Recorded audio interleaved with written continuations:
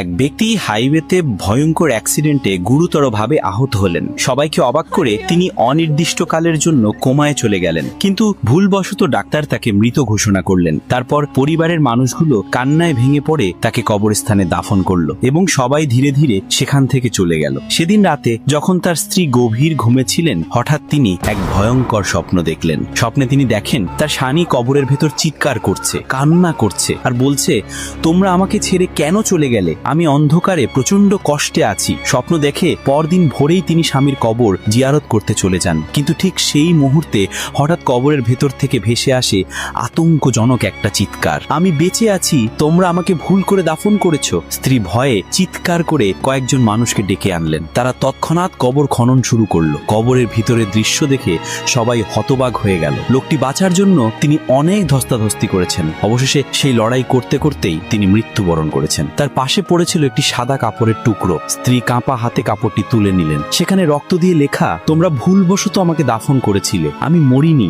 আমি